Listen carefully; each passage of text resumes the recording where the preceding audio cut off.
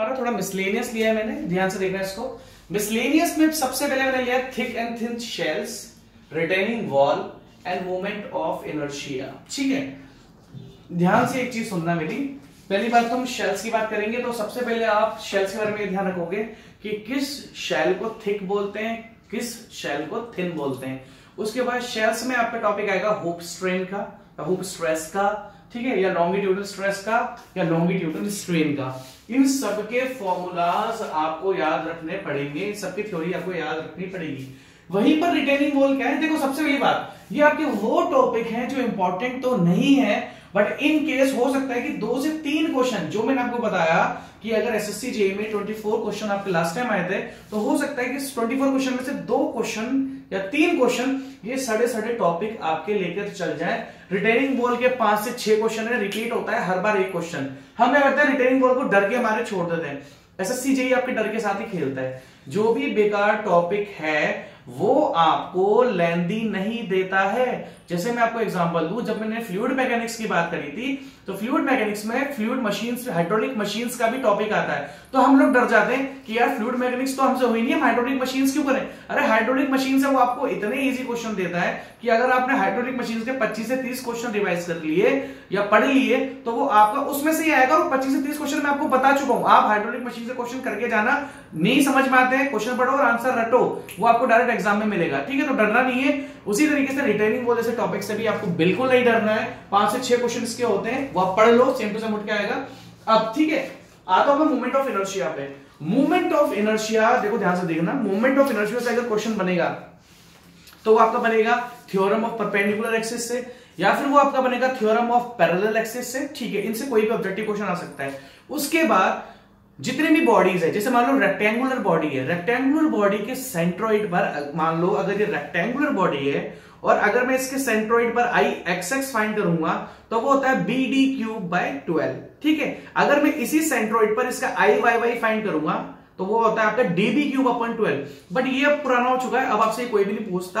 अब आपसे ये बोलेगा अगर ये रेक्टेंगल है, ये इसका सेंट्रोइड है और ये इस रेक्टेंगल की बेस है, तो भैया मुझे ये बता दें कि इस बेस पर आई एक्स कितना होगा। आप समझ रहे हो मेरी बात। सेंट्रोइड पर तो बी डी क्यूब अपॉन 12 होता है, बट बेस पर बी डी क्यूब अपॉन 12 वो नहीं होता। बेस पर होता है बी डी क्यूब बाई 3, जो कि आप फाइंड करते हो by using theorem of parallel axis. ठीक है, उसी तरीके से मान लो अगर कोई ट्राइंगल है, ठीक है, ट्राइंगल है, तो ट्राइंगल के सेंट्रोइड पे बी एच क्यूब अपॉन 36 होता है, बट ट्राइंगल के बेस पे बी एच क्यूब अपॉन 36 नहीं होता, वो होता है बी एच क्यूब बाय 12। दूसरी बात, जो हमारे हेमिस्फेयर होता है, देखो जो स्फेयर होता है, ठीक है, स्फेयर यार आपका अगर मान लो स्फेयर है, तो इस स्फेयर के सेंट्रोइड पर पाई डी 4/64 होता है। जैसे ही मैं इस स्फेयर को आधा काट दूंगा तो वो बन गया आपका हेमिस्फेयर। तो हेमिस्फेयर का जो नीचे वाला, जैसे मान लो इधर आओ, अगर ये आपका हेमिस्फेयर है, ठीक है, ये आपका हेमिस्फेयर हो गया, तो आपने स्फेयर का क्या था आपका पाई डी 4/64, आपने इसको काट दिया, तो इस जगह तो वो क्या हो गया पाई डी 4/128। भाई आधा करोगे ना, ठीक है, तो इस जगह आपका मोमेंट ऑफ इनर्शिया होता है पाई डी 4/128। बट ध्यान रखना, ये इस सेमी स्फेयर का सेंट्रोइड नहीं है, इसका सेंट्रोइड यहां पर है, और ये बेस से आपकी हाइट होती है 4r/3π। आप समझ रहे हो, 4r/3π, where r is the radius of semi sphere. और अगर अब मैं बात करूं कि इस सेमीस्फेयर के इस सेंट्रोइड पर आई एक्स कितना है, तो 0.11 r की पावर 4। तो अब ध्यान रखना, कुछ ऐसे केसेस जहां पर वो कोई न्यूमेरिकल नहीं देगा, वो इस चीज में आपको कोई सेंट्रोइड नहीं पूछेगा आपको। अगर इनकेस कभी मिसलेनियस का मोमेंट ऑफ इनर्शिया आया तो कुछ इस तरीके से आएगा, जो कि हमारे सारे क्वेश्चंस में कवर है। Lakshmi publication 73 to 75, 158 to 169, VS Murthy 134 to 137, 236 to 249, और खुरमी 370 to 390, 434 to 439। चलो अब हम अपने नेक्स्ट टॉपिक पर चलते हैं। ठीक है, तो जो नेक्स्ट हमारा टॉपिक है वो आपका बेंडिंग एंड शेयरिंग स्ट्रेसेस। थोड़ा ध्यान से देखना, इतना आसान भी नहीं जितना आसान आप इसको समझ रहे हो, थोड़ा सा टफ है, कोई न्यूमेरिकल प्रैक्टिस नहीं करना है इसमें आपको। ठीक है, अब एक चीज ध्यान रखना, सबसे पहली बात इसमें मैंने आपको लिखा है, एक तो आप सबसे पहले बेंडिंग और शेयरिंग स्ट्रेसेस में बेंडिंग इक्वेशन होती है m/i = E/r is equals to sigma b/y। ये इक्वेशन आप हमेशा ध्यान रखना, हो सकता है कोई नंबर में आ जाए। उसके बाद shear stress distribution की जो इक्वेशन है टो के रेस्पेक्ट में FA/I/B, ये दोनों इक्वेशन आपको याद रखनी है, ठीक है। तो हो सकता है दोनों इक्वेशन ही एग्जाम में डायरेक्ट आ जाए। उसके बाद मैंने बात करा section modulus of different section. Section modulus क्या होता है, Z से रिप्रेजेंट करते हैं, which is equals to moment of inertia upon Y। ये Y होता है डिस्टेंस फ्रॉम न्यूट्रल एक्सिस, और जहां तक आपको फाइंड करना है वहां तक की डिस्टेंस होती है, ठीक है। अब इसे ध्यान रखना, अलग अलग सेक्शन के अलग अलग डिफरेंट सेक्शन, अलग अलग सेक्शंस के अलग अलग सेक्शन मॉडुलस होते हैं।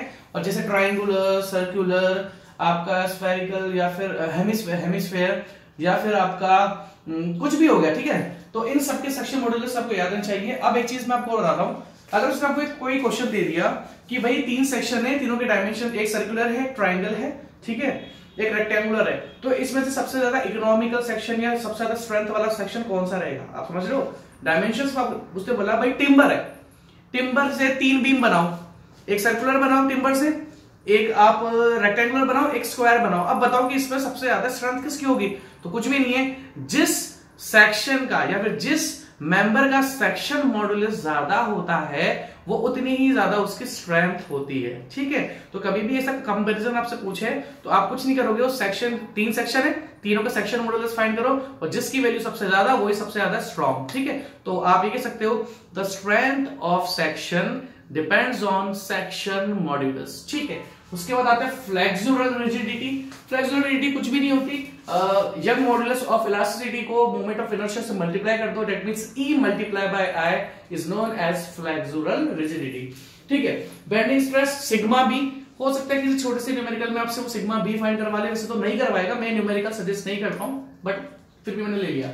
मोमेंट ऑफ रेजिस्टेंस रिप्रेजेंट होता है M से, M इज इक्वल्स टू, देखो M is equals to sigma into Z, ये M है मोमेंट ऑफ रेजिस्टेंस, सिग्मा है बेंडिंग स्ट्रेस, और Z है आपका सेक्शन मॉडुलस। फॉर्मूला याद रखना है, इससे ज्यादा कुछ भी नहीं पूछेगा आपसे। अब देखो शियर स्ट्रेस इक्वेशन आपको याद रखनी है टॉर्क की टर्म्स में, जो टॉर्क में आता है, ठीक है। अब शियर स्ट्रेस में आपको क्या ध्यान रखना है कि देखो जो अलग अलग सेक्शन है, जैसे मान लो रेक्टेंगुलर सेक्शन है, रेक्टेंगुलर सेक्शन क्या होता है, जैसे इनकेस अगर मैं आपको बताऊं, ये लो इधर आओ एक सेकेंड, अगर ये आपका रेक्टेंगुलर सेक्शन है, ठीक है, तो इसका शियर स्ट्रेस डिस्ट्रीब्यूशन डायग्राम कुछ इस तरीके से पैराबोलिक होता है, ठीक है। तो अगर आपका देखो आपको याद रखना है, जैसे ट्रायंगल का क्या होता है, सर्कुलर का क्या होता है, सबका आपको शियर स्ट्रेस डायग्राम याद रखना है। अगर ये रेक्टेंगल है तो आप देखोगे कि रेक्टेंगल में इस जगह शियर स्ट्रेस बिल्कुल 0 है, इस जगह शियर स्ट्रेस बिल्कुल 0 है, बट इस जगह शियर स्ट्रेस आपका मैक्सिमम है। तो आप बोल सकते हो, अब ये टो मैक्स होता है ना, ये टो मैक्स होता है 1.5 ऑफ टो एवरेज, और ये टो एवरेज क्या है, सिंपल सा फॉर्मूला, स्ट्रेस का फॉर्मूला क्या होता है, फोर्स अपॉन एरिया, और जब ये शियर स्ट्रेस आता है तो ये फोर्स बन जाता है शियर फोर्स अपॉन एरिया। तो अलग अलग केसेस में सबके डायग्राम आपको याद रखना, रेक्टेंगुलर, सर्कुलर, आई सेक्शन का भी ध्यान रखना किस तरीके से होता है, डायग्राम ही आपको डायरेक्ट दे देते हैं, ठीक है। तो इन सबके मैक्सिमम शियर स्ट्रेस और इन सबके शियर स्ट्रेस डिस्ट्रीब्यूशन के डायग्राम आपको याद रखने हैं। मैंने जो बुक्स कवर करी हैं वही वीएस मूर्ति, लक्ष्मी पब्लिकेशन, ठीक है, और खुरमी आप देख लो 140 से 141, लक्ष्मी पब्लिकेशन 76 to 87, एक 297 क्वेश्चन मैंने लिया लक्ष्मी पब्लिकेशन का, और खुरमी का 201 से लेकर 242। आप मुझसे पीडीएफ ले लो व्हाट्सएप पे, मैं आपको बोल रहा हूँ जिसका बुक्स नहीं है, मैंने अपने एक दो कुछ प्रीवियस वीडियो में अपना व्हाट्सएप नंबर बताया है, ठीक है। आज मेरे पास टाइम कम है तो मैं व्हाट्सएप नंबर लिख नहीं रहा हूँ, आप देख लेना, ठीक है। नेक्स्ट टॉपिक चालू करते हैं, column and torsion of shaft. जो अब नेक्स्ट हमारा कमिंग टॉपिक है वो है आपका कॉलम्स, टॉर्जन एंड स्प्रिंग्स। किसी को भी इग्नोर मत करना, ना कॉलम को इग्नोर करना, ना टॉर्जन को इग्नोर करना, ना आप स्प्रिंग को इग्नोर करोगे। सबसे पहले हम कॉलम लेते हैं, कॉलम के बाद हम टॉर्जन पे या स्प्रिंग पे जिस पे आते हैं, ठीक है।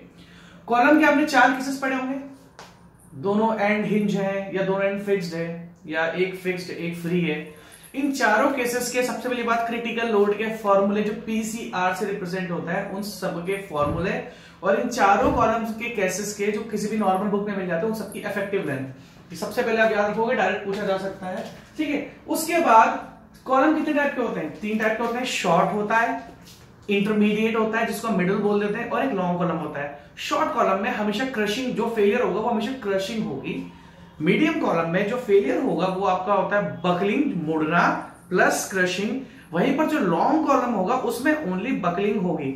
सबसे पहली बात मैं आपको एक चीज बता दूं कि स्ट्रेंथ ऑफ मटेरियल में जो आप कॉलम पढ़ते हो वो होमोजीनियस मेटल का बना हुआ होता है, वहीं पर आप आरसीसी में जो कॉलम पढ़ते हो वो हेट्रोजीनियस होता है। तो इन दोनों के स्लेंडरनेस रेशियो अलग अलग है। आप ये मत सोचें कि सर हमने स्लेंडरनेस रेशियो शॉर्ट कॉलम के लिए अलग अलग देखा है, अलग अलग होता है। वो इसलिए होता है क्योंकि जो मैं सॉम में पढ़ा रहा हूँ वो हो सकता है मैं आपको स्टील का कॉलम पढ़ा रहा हूँ या एल्यूमिनियम का कॉलम पढ़ा रहा हूँ, बट डिजाइन ऑफ आरसीसी में आप वो हेट्रोजीनियस मतलब कंक्रीट और आरसीसी समथिंग कॉलम पढ़ते हो, ठीक है। तो कंफ्यूज मत होना।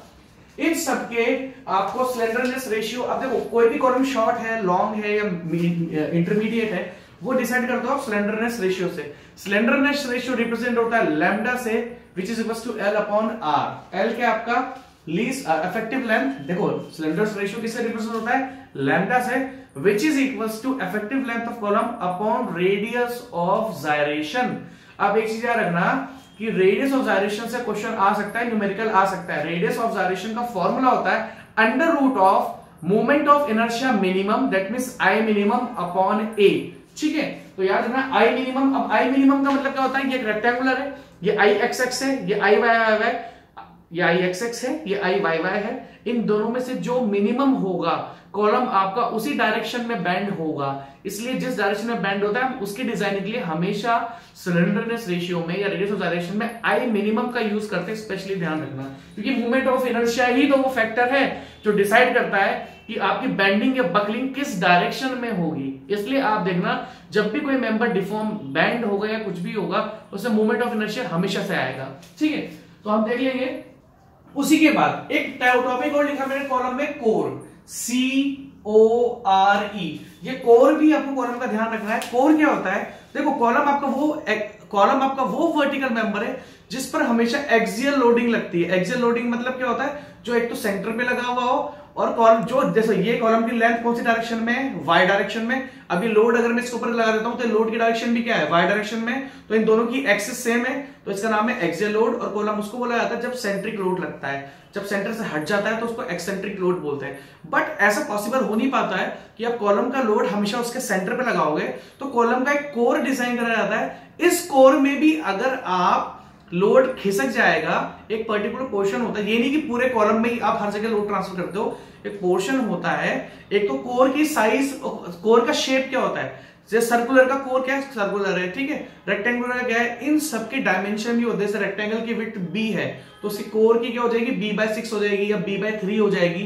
ये सब आपको याद रखना है, कोर से क्वेश्चन आजकल आने लगा है। और कोर को कर्नल भी बोलते हैं, KERNEL। तो कोर को बिल्कुल आप इग्नोर नहीं करोगे।